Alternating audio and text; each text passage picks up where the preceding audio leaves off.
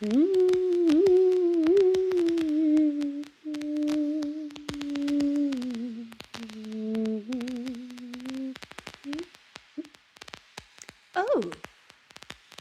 hello. I did not see you there. You have to forgive me. My eyes aren't what they used to be, you know. What is that? Oh, no matter, no matter. I don't normally get guests up here. It's probably because I'm always cleaning this room, which is mine. I've been cleaning for a very long time, so you'll have to excuse the mess that is strewn about here. Take a seat, won't you? And I'll take a seat over here in this chair, and maybe we can have a chat. Yes, that's nice. Again, I apologize for the mess up here, but there is so much up here, you see. Over there, that's my old rocking horse that my grandfather made for me when I was a little girl. And over here is the form my mother used to sew her wedding dress on. It's rather dusty, isn't it? And this is my old trunk that belonged to my great-grandmother. Let's open it up, yeah, and see what's inside. Let's see. There's some old books. There's some. I don't rightly know what this is. Maybe it's a music box. I don't rightly know. Let's just set that over here. Let's see. Oh, look! My great-grandmother's diary. I don't recall ever seeing this before. No, I don't recall this at all. Well, I don't think she'd mind if I take a peek inside, do you? No, I thought not. Oh, there's lots of pictures in here. There are my great-grandparents on the day of their wedding. Oh, she looks lovely in that dress, doesn't she? She made it, you know, on that form that I mentioned earlier. And there's my great-grandfather looking very handsome. My mother said I had his nose, you know, that's preposterous. I have my own nose, thank you very much. Oh, what's this? I've never seen this before. It appears to be some sort of letter or something. Let's open it up and have a look. Oh, no, it's some sort of a story. Oh, my goodness, I've never seen anything like this before. Well, no time like the present, and you are here after all, and there isn't much else to do up here except clean. So, if you wouldn't mind, come a bit closer. I think I have a story for you. Kissing Tulips. Liam was dead. That was it. The end. Nothing more. At least that's what I kept telling myself. but no matter how many times I repeated it, I couldn't seem to make it true. My sister and I had known Liam since we were children. We had grown up with him, shared our secrets with him, and occasionally drank with him whenever we could sneak away from our parents' dull parties. He had always been on the outside of society, what with his funny way of dressing, unkempt hair and glasses, which always seemed to want to fall off the bridge of his nose. He was shy and reserved when he talked, but he had been sweet. It pained me to think that in all the years my sister and I had known him, we had never felt anything but sisterly affection for him, and he, in return, had never indicated that he wanted to court either of us. Now he was dead, and in that moment I found myself wishing that, just once, I had let him kiss me. The funeral had been small, just a few of his wayward friends, my sister and myself, no parents. They had long since died, leaving Liam to fend for himself in the orphanage for boys. He had never liked to talk on the subject very much. Mother calls me from downstairs, urging me to hurry up and get ready. I can't help but feel irritated. Another party, and so soon after Liam's death. It seemed wrong somehow, as if the very thought of us going out and celebrating was an insult to his memory. Quickly, I dabbed powder all over my neck, chest, shoulders, and, taking one last look at myself in the mirror, decided that I was presentable. Downstairs, Mother was tapping her foot impatiently, while my sister, Marianne, watched her with a bored sort of look. Once on the ground floor, Mother proceeded to scold me for my tardiness and insist that next time I be more prompt. I cast a look at Marianne, whose eyes told me that she had received much of the same lecture, even though she had been more prompt in coming downstairs than I had been. Mother's list of complaining continued all the way to the carriage where Father waited, and when we finally disembarked at the Baron's manor, Marianne and I made a hasty retreat for the door, eager to get away from Mother and her droning. Inside the Baron's manor, the lights sparkled, and the champagne in the glasses of the adults seemed to add their own luminescence to the glittering throng that surrounded us. The many-colored gowns of the ladies brought to mind an image of a garden, but one which had been fertilized with gossip and lived on blood status rather than rain. Marianne nudged me and pointed to a corner at the far end of the manor, where Helena Whitworth was walled in by her usual flock of men, like the most precious flower in the garden. As a rule, Marianne and I made it a point to avoid Helena at all costs, but she caught us staring and detached herself from her would-be suitors long enough to flounce our way. "Marianne, Lydia," she gushed, "it is a pleasure to see you both here and looking so well." "Hello, Helena," I greeted politely, and Marianne nodded in her direction, but chose to remain silent. I thanked God for that. Marianne was possessed of a shrewish tongue, and the inability to hold it always got the pair of us in trouble, and now was not the time to be rude.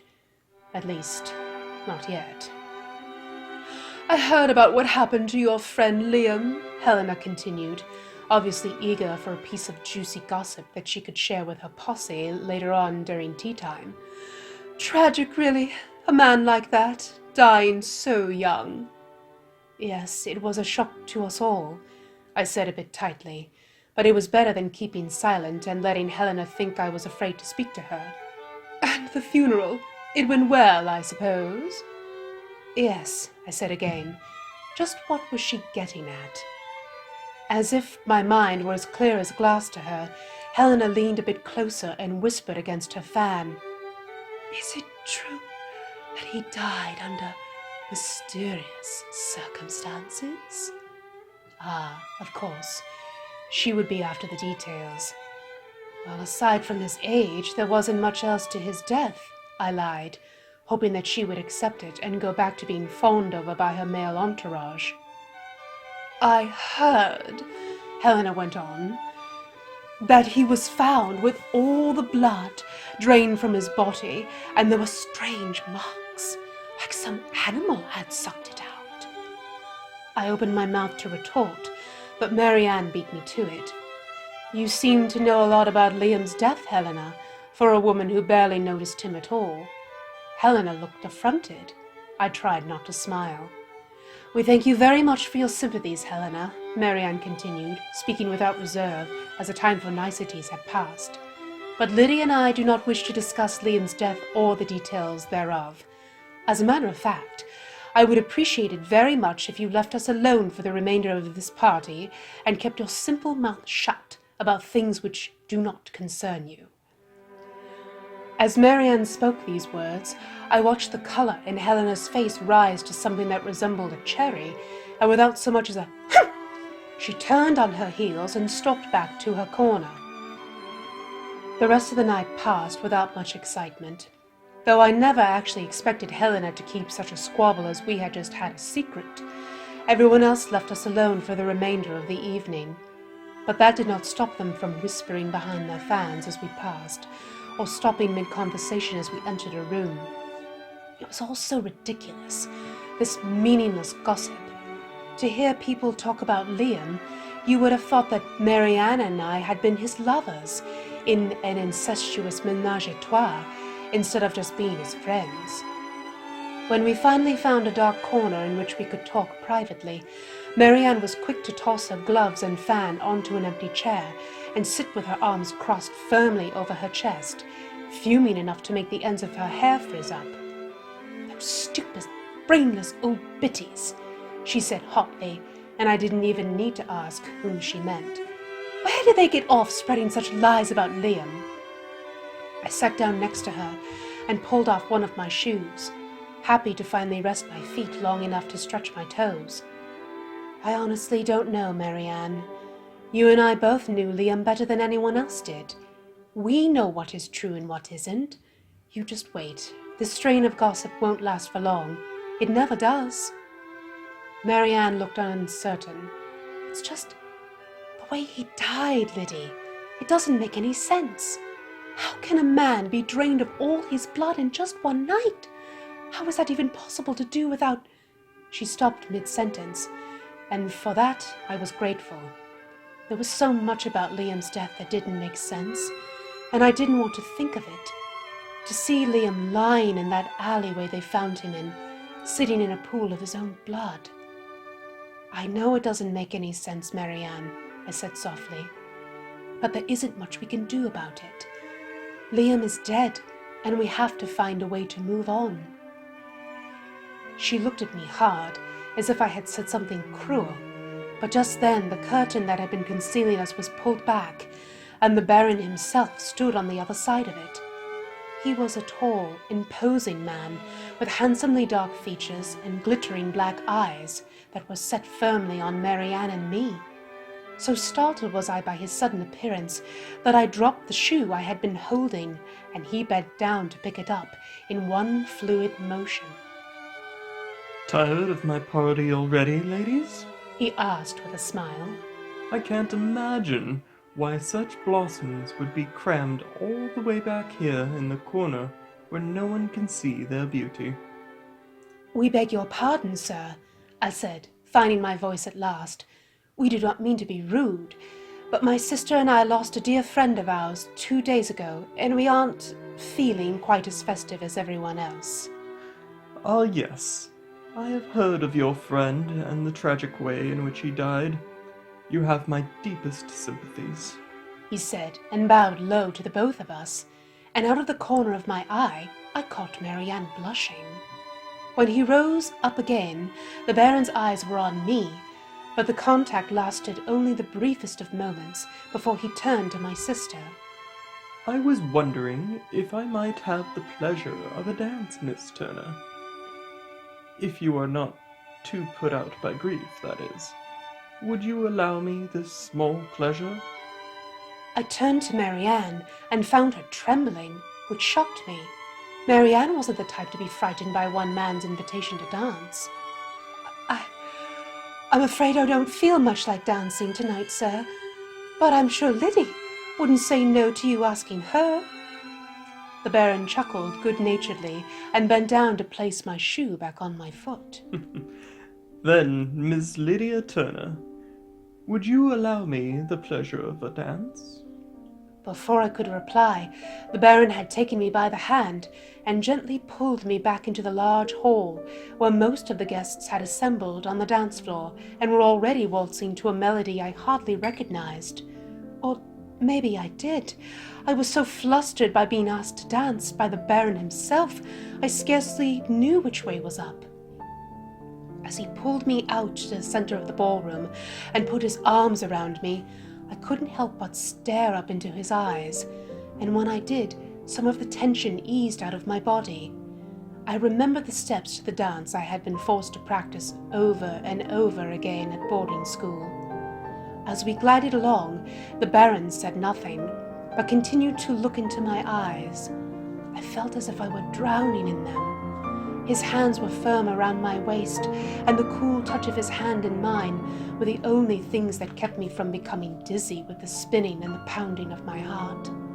He waltzed with me as if he had done it 1,000,000 times before, and I was surprised that I could keep up with him. I was so caught up in the moment that when I finally managed to pull my eyes away from his, something caught my attention that caused me to fall out of step. Unbalanced, I tripped over the hem of my dress, but the Baron caught me before I fell. Are you all right? He asked, speaking for the first time since we started dancing. Yes, I replied a little breathlessly. I thought I saw... What had I seen? You thought you saw? Nothing, I said, and smiled weakly up at him. It was nothing. A trick of the light. Forgive me for ruining our dance? On the contrary, my dear, the Baron said, taking my hand. I enjoyed our time together immensely. He leaned down then and brushed his lips over the top of my gloved hand. I couldn't suppress the shudder that ran through me, one that felt nearly like desire. As politely as I could, I pulled away and began making my way through the crowd of onlookers, back to Marianne. But I barely saw the people I passed. My mind was reeling so. What I had seen couldn't have been real. No, of course it couldn't. There was no way it was possible. And by the time I had made my way back to Marianne, I had convinced myself that all I had seen was a memory reflecting back in my mind's eye. Because if I didn't have a logical explanation, how in the world would I be able to sleep tonight? As we all piled back into the carriage again later that evening, Mother was all aflutter and asked me to repeat every word the Baron had spoken to me when we danced. When I told her he had said nothing, she barely heard me and began to gab on and on about whether a marriage proposal was on the way or if he meant to court me a little before doing so. He's a very brash man, you know, Mother prattled on as the carriage rolled over the cobblestone streets towards our home. Once I heard that he thought to marry a girl from Ireland simply because the color of her eyes matched the color of the sea. She laughed, as if the idea were both amusing and romantic all at the same time. Out of the corner of my eye, I caught Marianne cringing at our conversation. Marriage had always been something that we had laughed at, mocked other women for, and used to be teased by Liam for having to do so at some point in our lives. Even though we sneered at it, Marianne and I both knew that one day we would be sold off to the highest bidder, whether he was short or tall, young or old, good-looking or not. Just as long as he had money, it was all our parents seemed to care about. I kept my face impassive, and my lack of reaction made Marianne stare sulkily out the window for the rest of the ride, then rush up the stairs as soon as we stopped at our home. What in the world has gotten into your sister? Mother demanded of me, but I told her I hadn't the faintest idea, which was a lie. By the time I reached our bedroom, Marianne had already discarded her ball gown and was furiously combing out her hair before the vanity mirror we shared.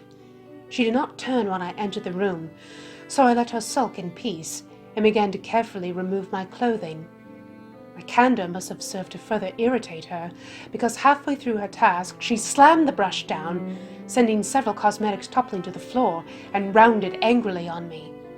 "So," she spat, "did you have a nice time dancing with the Baron, Lydia?" At the sound of my full name, I looked at her sharply. So what if I did? I snapped back, having no energy to fight with her, but seemingly unable to stop myself. Is he good enough for you, then? Is he good enough to marry? Good enough to live within his house and bear his children and do all those womanly things we promised we'd never do? Though her tone was sharp, I could catch the traces of hurt and maybe just a little bit of jealousy. I felt disinclined to point out that she had given up her chance to dance with the Baron. I never said that I wanted to marry the man, I said, trying for a gentler tone this time. But you didn't stop Mamma from going on and on about it. You think he had given you a ring tonight, or some such silly thing. Honestly, Marianne, it was just a dance. Exactly, she said, as if I had hit on some important point. How long do you think it will be before he comes calling, asking Papa to court you? I sighed, suddenly feeling much more tired than I had a moment before. Anne, it was just a dance, nothing more, and I promise you that if the Baron comes to court me, I won't accept. Her face softened a bit. You won't? Why not? Because you and I made a promise, didn't we? That we would be independent women and not allow the vices of this society to trap us. Her shoulders relaxed at that, and I knew the fight was over. I'm sorry, she said after a moment's pause. I just saw the two of you together and I thought, well, you thought wrong, you silly girl, I said, but was smiling now. Marianne smiled back. Later, when the maid came in to turn our beds down and we were lying beneath heaps and heaps of blankets, I found my mind casting back of its own accord to the party that night, to the Baron's eyes as he waltzed with me across the marble floor. I fall asleep to the memory and found myself dreaming. I was back in the Baron's arms, and the music was slow and lovely, just as it had been that night. Everything was just as it was before, except the Baron was speaking to me. His voice hushed, so much so that I couldn't understand him. When I opened my mouth to ask him to speak more plainly, that's when I see it. Over the shoulder of my dancing partner is a vision I thought I had seen earlier that night.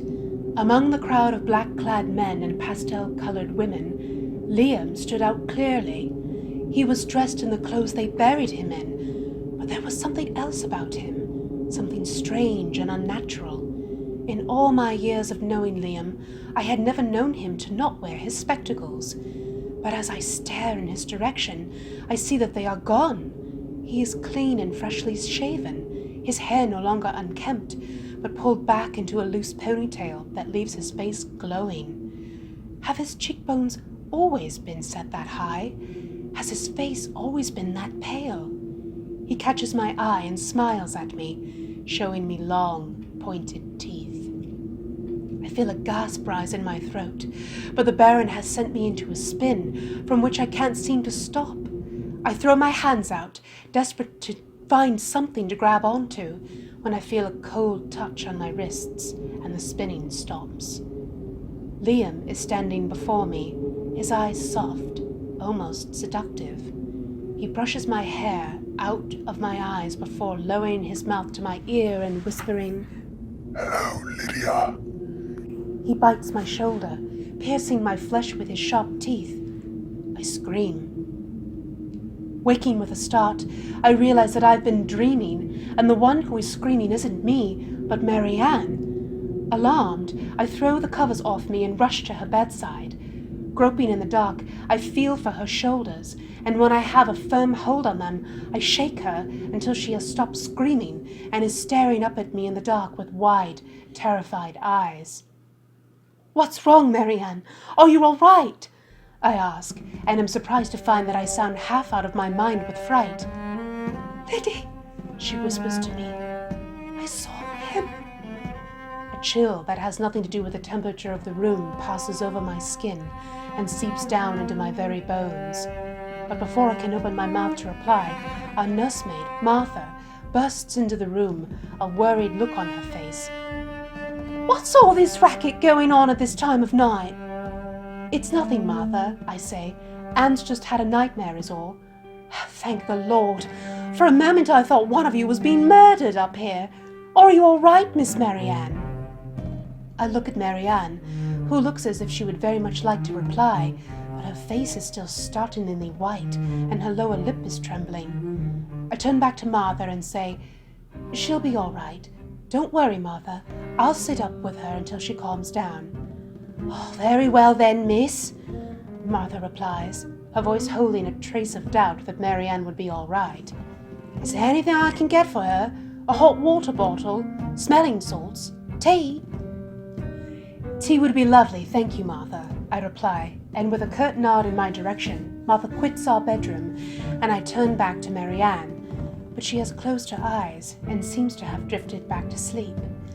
I move to do the same when something catches my eye. On the side of my sister's neck, somewhere between the lacy collar of her nightgown and her jugular, are 2 bruises. But when I lean in for a closer look, I see that they are not bruises, but 2 puncture marks on the side of her neck.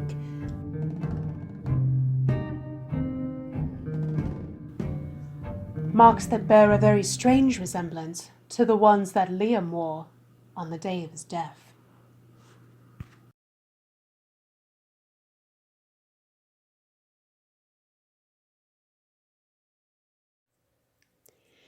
We sincerely hope you have enjoyed this tale from Mary's Attic, which is written and produced by Mr. and Mrs. M.